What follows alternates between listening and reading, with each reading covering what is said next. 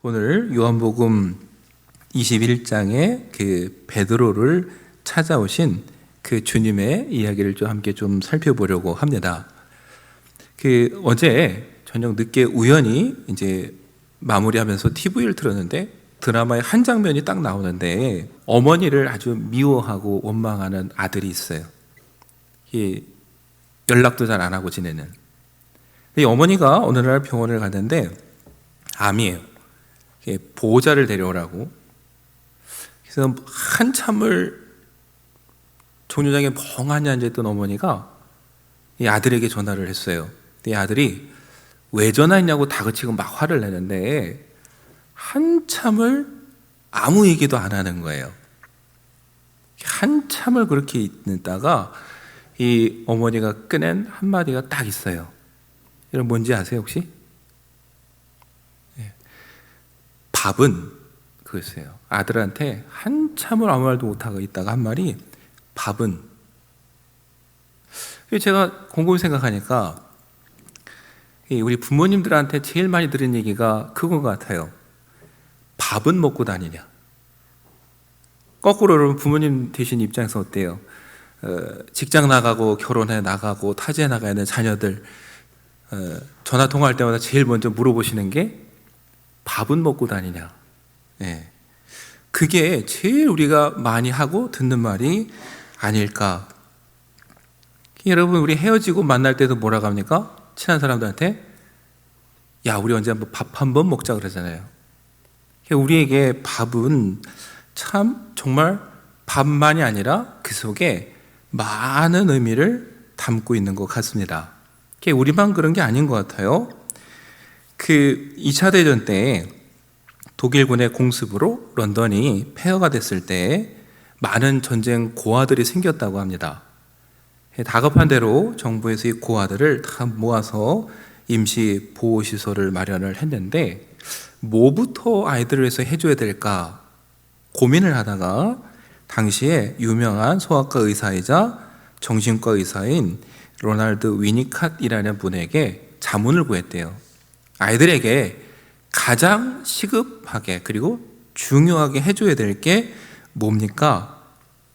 그때 대답이 너무나 간단했어요. 양질의 식사를 제때 챙겨주는 겁니다.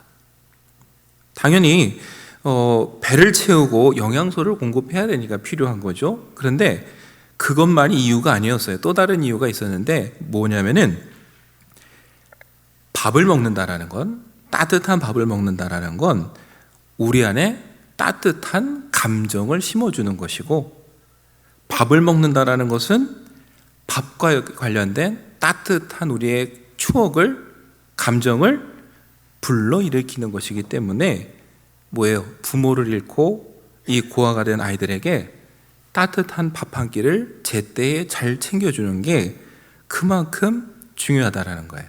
근데 여러분 참 묘하게도 부활하신 주님이 제자들을 찾아오셔서 한 일 중에 하나가 뭐예요? 밥 먹는 겁니다. 물론 여러 가지 하셨지만 눈에 띄게 주님은 제자들과 식사를 하셨어요. 요한복음 21장도 보면 여러분 고기를 잡던 제자들을 주님이 찾아오셨어요. 제자들이 무태 내렸을 때 예수님은 뭘 하고 계셨냐면은 불을 피워서 그 위에 생선을 굽고 빵을 준비해 두셨어요. 그리고 제자들이 왔을 때 말씀하셨어요. 와서 먹어라. 와서 아침을 먹어라. 우리 성경엔 조반을 먹어라 이렇게 되어 있습니다. 여러분 여기서만 그랬느냐? 아니에요. 누가복음을 보면요, 엠마오로 가던 두 제자를 예수님이 만나셨는데 이 제자들과 한참 이야기를 하다가 해가 질 때쯤 되면은 이때도 뭘 하셨어요? 제자들과 함께 식사를 하셨어요. 그때 그들의 눈이 밝아져서 주님을 알아봤습니다. 이 제자들이 주님 부활하셨다는 소식을 전하기 위해서 예루살렘에 막 달려가서 제자들을 만날 때 예수님이 그때도 찾아오셨어요. 그리고 그때도 말씀하셨어요. 여기에 먹을 것이 있느냐. 그리고 제자들이 드린 생선 한 토막을 예수님이 드셨습니다. 여러분, 주님이 부활하셨는데 시장하셨는지 제자들 만날 때마다 식사를 하셨어요. 여러분, 예수님은 왜 이렇게 부활하셔서 식사를 하셨을까요? 여러분, 우리가 여러 가지 이유 생각할 수 있는데 그 중에 하나는 뭐냐면은 예수님이 정말 부활하셨다라는 걸 보여주는 증거가 되기 때문이에요. 여러분, 부활이라는 것은 우리 사람의 상식을 뛰어넘는 일입니다. 그래서 과거에도 지금도 사람들은 부활은 없다고 생각합니다.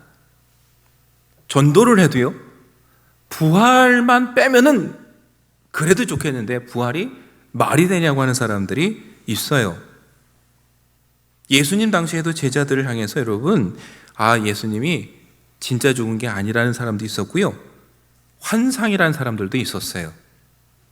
그런데 여러분, 주님이 부활하셔서 제자들을 찾아오셔서 손과 발을 보여주시고 만지게 하시고, 그리고 함께 식사를 하셨어요. 밥을 먹었어요.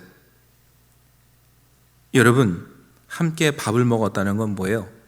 주님이 정말 부활하셨다라는 거예요. 살과 뼈를 가지신 주님이라는 거. 예전에 갈릴리에서 함께 밥을 먹고 함께 다니던 그 주님이 부활하셔서 제자들을 찾아왔다라는 거. 여러분, 함께 밥 먹는 것보다 더 큰 증거가 없습니다. 그래서 예수님이 어떻게 해요? 제자들 찾아오셔서 함께 밥을 드시는 거예요. 근데 여기에 또 다른 의미가 하나 있어요. 여러분, 예수님은 이 땅에 살아계실 때도 식사를 참 잘하셨습니다. 오죽하면 바리새인과 서기관들이 제자들에게 말씀했어요. 너희 스승은 먹고 마시기를 즐겨하는도다. 그런데 특히 누구하고 많이 드셨느냐? 사람들이 죄인이라고 손가락질하는 사람들과 식사를 하셨어요. 다른 사람을 다 외면해도 예수님은 그들과 함께 앉아서 식사를 하셨어요. 뭘 보여주십니까? 예수님의 사랑, 용서, 화해. 여러분, 그걸 딱 보여주는 게 뭐예요? 예수님과 함께 식사하는 거예요. 예수님은 돌아가시기 전에도 제자들 불러다 식사하셨습니다. 제자들의 발을 씻겨주시고 떡을 떼어주시고 잔을 주시면서 내 살이고 내 피다 그러면서 여러분 뭐예요? 그 식사를 통해 제자들을 사랑하셨고 제자들에게 말씀하셨어요.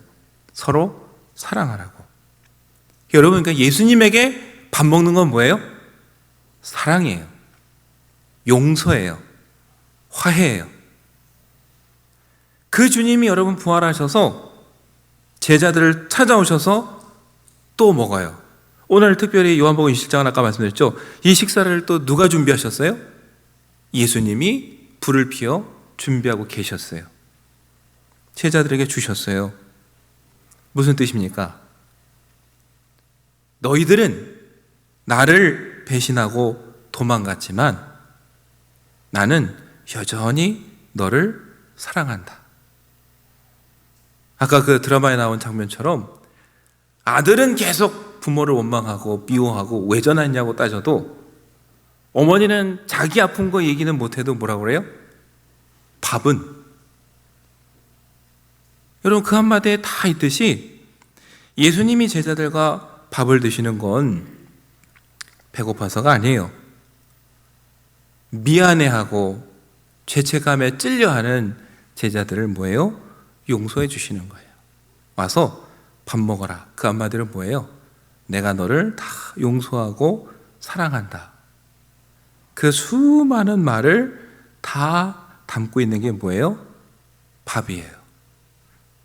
그래서 오늘 요한복음 21장을 보면요, 예수님이 마치 제자들에게 물으시는 것 같아요. 밥은 먹고 다니냐?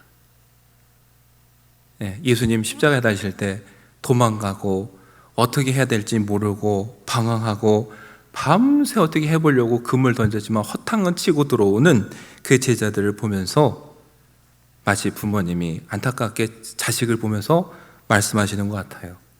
그래, 밥은 먹고 다니냐?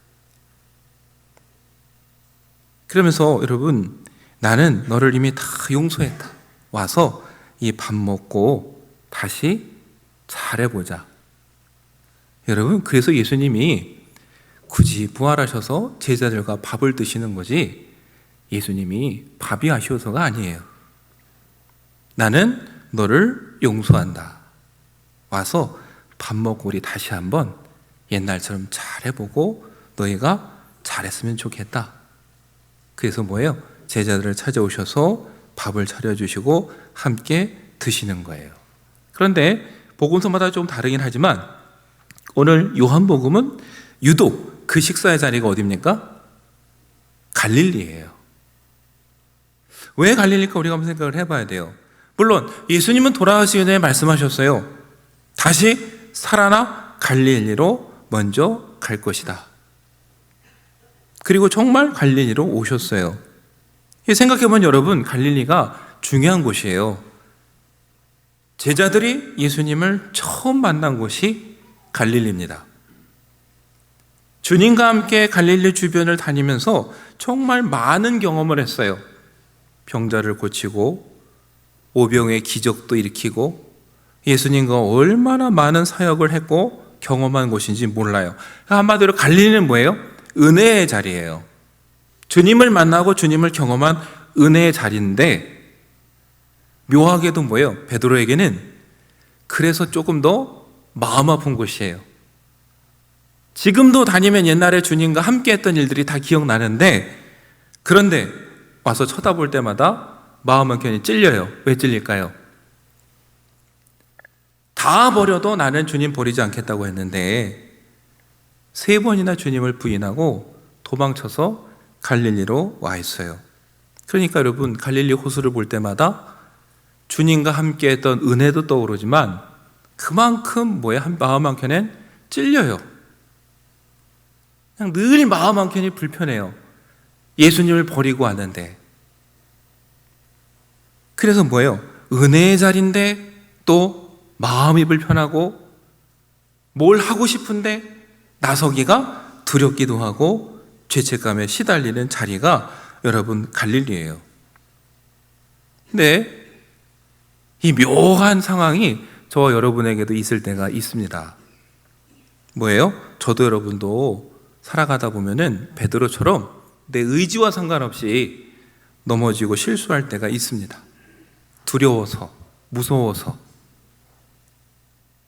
믿음으로 잘 이겨내야지 하다가도 여지없이 또 실패했어요.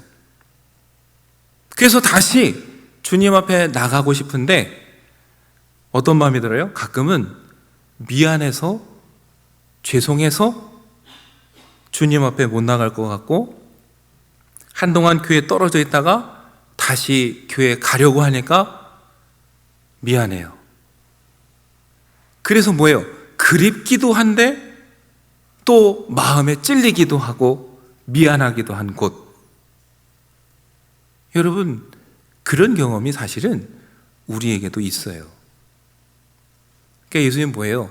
그 복잡한 베드로를 위해서 일부러 갈릴리로 오셨어요. 미안해하지 말고, 찔려하지 말고, 고민하지 말고 뭐 하라는 거예요? 와서 먹으라. 지나간 건 다 잊고 처음 만나서 은혜를 경험하던 그때로 네가 돌아갔으면 좋겠다. 많은 생각하지 말고 어떻게 하라는 거예요? 다시 나에게 나오라. 그래서 어떻게 해요? 갈릴리로 찾아오시는 거죠. 21장을 보면요, 예수님과 베드로가 처음 만났을 때와 아주 비슷합니다. 부활하신 주님이 찾아왔을 때도 베드로는 밤새 아무것도 잡지 못했어요. 날이 새어갈 때쯤 예수님이 찾아오셔서 물으셨어요. 얘들아, 너에게 고기가 있느냐? 없습니다. 아무것도 못 잡았습니다. 그랬더니 예수님이 그물을 배 오른편에 던지라. 그러자 여러분, 그물이 찢어질 정도로 고기를 잡았어요. 그때 요한이 외칩니다. 주님이시다. 처음에 못 알아봤는데 고기를 찢어지도록 잡고 나서야 주님인 걸 알아봤어요. 그리고 베드로가 벗고 있다가 겉옷을 두르고 바다로 뛰어내렸어요. 여러분, 누가복음 5장을 보면요, 예수님과 베드로가 처음 만났을 때가 꼭 이랬어요. 그때도 베드로에게 물으셨어요. 밤이 새도록 수고했는데 고기가 있느냐? 못 잡았습니다. 그때도 예수님이 말씀하셨죠. 깊은 데로 가서 그물을 내려 고기를 잡으라. 그랬더니 정말 그때도 그물이 찢어질 정도로 잡았습니다. 두렵고 떨려하는 베드로에게 예수님이 말씀하셨어요. 두려워하지 말라. 이제부터 너는 사람을 낚을 것이다. 여러분, 예수님이 처음 만났을 때하고 부활하시고 찾아왔을 때하고 너무 똑같아요. 뭐예요? 예수님이 다시 손을 내미시는 거예요. 고민하지 말고 방황하지 말고 다시 그냥 돌아오라고. 미안해서 못 가겠다는 하지 말고 그냥 돌아오면 된다고. 그래서 어떻게 하는 거예요? 예수님이 식탁을 차려놓고 기다리시는 거예요. 여러분과 저도 행여 주님 앞에 부끄럽고 미안한 게 있다고 해서 머뭇거리고 고민해서는 안 됩니다. 그냥 어떻게 돼요? 돌아가면 되는 거예요. 예수님은 오늘도 저와 여러분을 위해서 사랑으로 식탁을 마련하시고 기다리고 계시는 거예요. 거기서 머뭇거리고 고민하고 갈등하는 걸 원하시는 게 아니라 그냥 돌아오면 되는 거예요. 여러분 한번 생각해 보세요. 여러분 자녀들이 한번 뛰쳐나갔지만 부모의 마음은 뭐예요? 그냥 자녀가 돌아오기만 하면 되는 거예요. 그래서 밥은 먹고 다니냐라고 물었을 때 아무 말 없이 그냥 와서 밥 숟가락만 떠도 그냥 마음이 통하고 부모님은 다 받아주는 거예요. 그래서 뭐예요? 예수님이 오늘 갈릴리로 오셔서 제자들에게 물으시는 거예요. 와서 먹으라. 그걸로 다 끝난 거예요. 예수님은 그냥 우리 실수는 잊어버리고 처음 만났을 때로 돌아가서 다시 우리가 열심히 일하자. 그래서 여러분 처음 만났을 때는 뭐라고 하셨어요? 너희가 사람을 낚을 것이다. 그런데 오늘 우리가 읽은 성경에는 다른 말로 표현하셨어요. 그게 뭘까요? 내 양을 먹이라. 사실은 똑같은 거예요. 사람을 낚을 것이다 하셨지만 이제 다시 또 베드로에게 말씀하세요. 내 양을 먹이라. 여러분, 양을 먹이는데 주님은 다 용서하셨지만 그래도 베드로 마음 한켠에 뭐가 있어요? 아직도 죄책감이 있어요. 미안함이 있어요. 이제 주님께서 그걸 마지막으로 털어주시기 위해서 내미는 손이 오늘 우리가 읽은 본문이에요. 주님은 다 끝나셨어요. 그런데도 아직 못 끝낸 베드로를 위해서 마지막으로 확인시켜 주세요. 그게 뭐예요? 네가 나를 사랑하느냐? 너무 잘 아시죠? 몇 번 물으세요? 3번 물으세요. 주님이 아십니다. 그렇게 3번 대답하는 순간 여러분 어떨까요? 베드로가 일생 마음 한켠에 가지고 있던 그 죄책감이 거기서 해결되는 거예요. 주님이 굳이 물어보신 건 주님을 위해서가 아니에요. 주님은 이미 제자들에서 밥을 차렸을 때 다 끝났어요. 그런데 베드로가 미안해하니까 그에게 뭐예요? 확인시켜 주시는 거예요. 네가 나를 사랑하느냐? 3번이나 주님이 아십니다 라고 하는 순간 베드로 마음에 있던 그 죄책감이 다 떨궈져 나가는 거예요. 여러분, 그때 주님의 일을 할 수 있습니다. 그러지 않고 죄책감이 남아있으면요, 일을 하면서도 늘 마음이 불편해요. 내가 일을 할 자격이 있을까? 내가 일을 하면서도 옆에 사람들이 예수님을 3번이나 부인했던 사람인데 저런 사람이 자격이 있어? 이렇게 수군대는 것 같고 일을 하면서도 열심히 못해요. 주님이 어떻게 보면 마지막 그 짐마저 덜어주시는 거예요. 3번 물으시고 3번 답을 들으시고 말씀하시는 거예요. 비로소 내 양을 먹이라. 여러분, 데이비드 스펜즈라는 유명한 상담가가 이렇게 말했습니다. 뭐라고 했냐면요, 그리스도인들이 겪는 가장 큰 문제는 2가지인데 하나는 하나님의 무조건적인 은혜를 깨닫고 받아들이지 못하는 것이고 또 하나는 다른 사람을 용서하지 못하는 것이다. 이게 우리가 은혜를 누리지 못하는 가장 큰 문제라는 거예요. 주님은 다 용서하셨는데 우리가 그 은혜를 믿지 못하고 누리지 못해서 우리가 더 많은 것을 할 수 있는데 하지 못하는 것. 용서의 은혜를 경험을 해야 나도 누군가를 용서할 수 있는데 용서하지 못하는 것. 여러분, 이게 우리의 큰 불행이라는 거예요. 오늘 예수님은 요한복음 21장에서 우리 보여주시는 거예요. 다 용서하셨다고. 그 죄로부터 자유함을 누리라고. 그리고 무엇인가 다시 열심히 해보자고. 그래서 내 양을 먹이라. 이렇게 말씀하시는 거예요. 그리고 베드로는 그 부르심에 따라 나아갑니다. 처음 만났을 때 그물을 버리고 따라간 것처럼 다시 부활한 주님을 만나서 따라가요. 여러분과 저도 마찬가지입니다. 정말 하나님으로부터 우리가 은혜를 경험하고 죄를 용서받았다는 확신과 기쁨이 있을 때 저 여러분 마음속에 뭔가를 하고 싶은 마음이 생기고 해야겠다는 마음이 생겨요. 그게 해결이 안 되면은 해볼까 하다가도 아까 말씀드렸죠. 내가 하면서 내가 다시 눌러요. 할 자격도 없는 것 같고 할 수 없을 것 같고.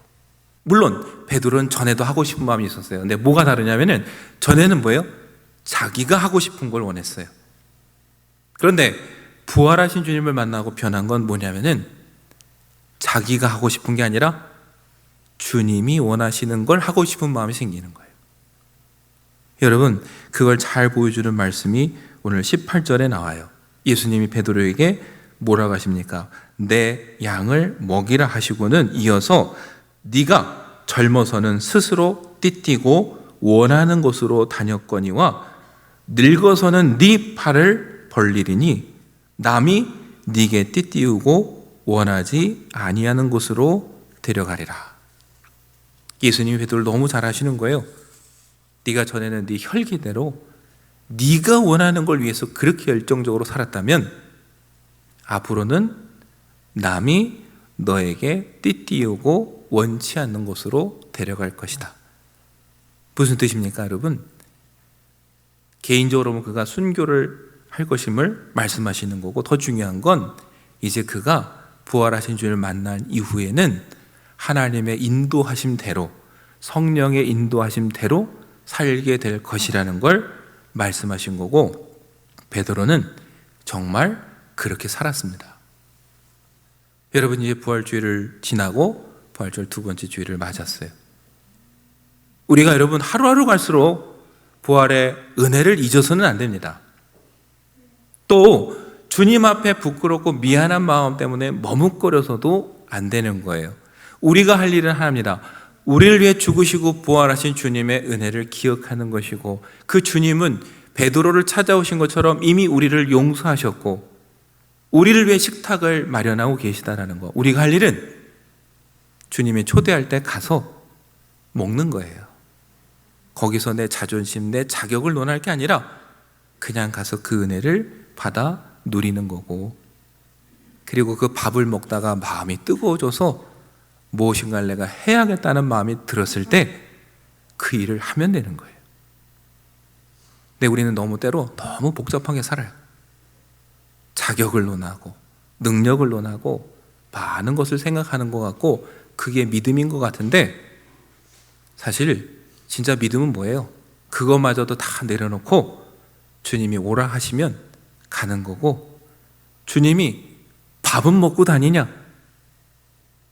나 떠나서 그래 잘 되더냐? 물어봤을 때 베드로처럼 안 되던데요 하고 그냥 오는 거예요. 그게 믿음이고 그게 지혜라는 것을 우리가 이 베드로를 통해서 다시 한번 깨닫고 주님께 돌아가는 이 시간이 되기를 간절히 축원합니다.